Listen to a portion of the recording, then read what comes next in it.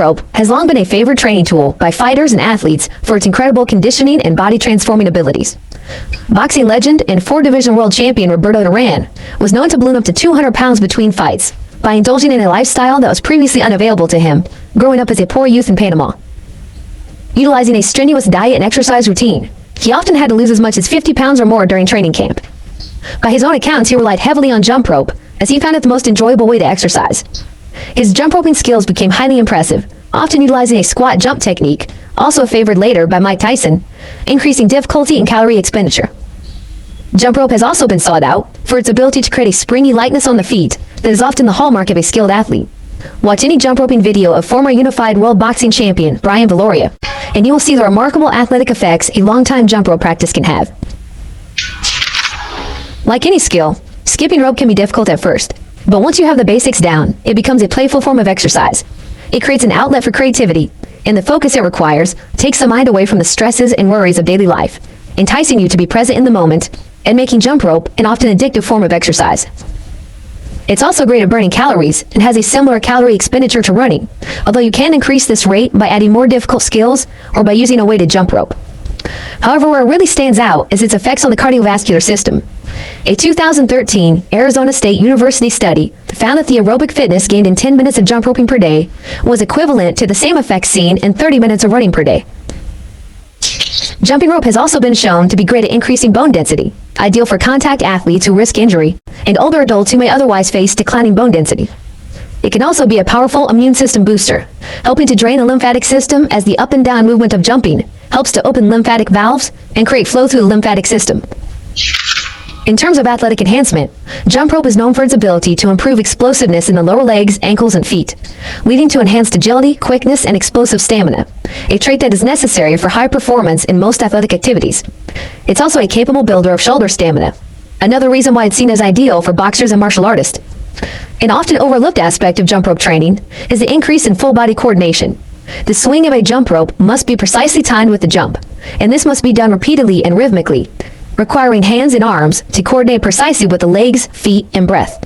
And because of the length of the rope, one must also develop good spatial awareness, as the rope will hit anything that comes within a few meters of the front or back of the body. Getting started skipping rope is pretty simple. All you really require is a jump rope. There are many kinds of jump ropes, and some are better than others, depending on your stage of development and your particular goals. For beginners, the most common jump ropes are known as licorice ropes. This is any rope made of a nylon or vinyl plastic cord. The better versions will have some weight to the handles and a ball bearing to allow smoother rotation. These are durable and often cheap ropes that can get up to medium speeds with a good ball bearing, and are in general a good pick for beginners and intermediate alike. Leather ropes have an iconic old-school look and have about the same basic performance as a licorice rope. However, they can wear out a little quicker without protective oils. Beaded ropes are another great option for beginners. They add a little extra weight to the rope so you can get a good workout while also feeling the swing of the rope even better. The beads also make a sound every time they hit the ground, helping you to develop that initial rhythm.